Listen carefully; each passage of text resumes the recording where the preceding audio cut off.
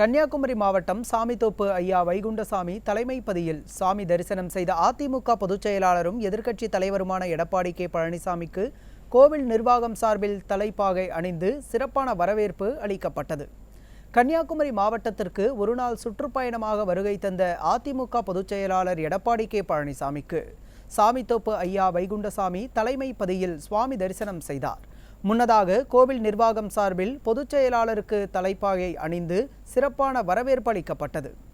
இந்நிகழ்வில் முன்னாள் அமைச்சர்கள் ராஜேந்திர பாலாஜி, ஆர்.பி. உதயகுமார், கடம்பூர் ராஜு, பச்சைமால், ராஜலட்சுமி, குமரி கிழக்கு மாவட்ட கழக செயலாளரும் கன்னியாகுமரி சட்டமன்ற உறுப்பினருமான தளவாய் சுந்தரம், கழக அமைப்பு செயலாளர்கள் கிருஷ்ணமுரளி என்ற குட்டியப்பா, சுதா கே பரமசிவம், முன்னாள் எம்எல்ஏ ரெட்டியார்பட்டி நாராயணன், முன்னாள் எம்பி பிரபாகரன் உள்ளிட்ட கழக நிர்வாகிகள் ஏராளமானோர் கலந்து கொண்டனர்.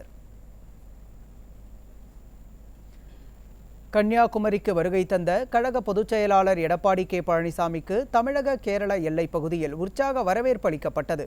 களியக்காவிளை பகுதியில் குவிந்த 100க்கும் மேற்பட்ட கட்சி தொண்டர்கள், கழக நிர்வாகிகள் அதிமுக பொதுச் செயலாளருக்கு பூங்கொத்து, பொன்னாடை வழங்கி மலர் தூவி வரவேற்பளித்தனர். இந்த நிகழ்வில் கன்னியாகுமரி சட்டமன்ற உறுப்பினர் தளவாய் சுந்தரம், மேற்கு மாவட்ட செயலாளர் ஜான் தங்கம் மற்றும் கழக நிர்வாகிகள் பலர் கலந்து கொண்டனர்.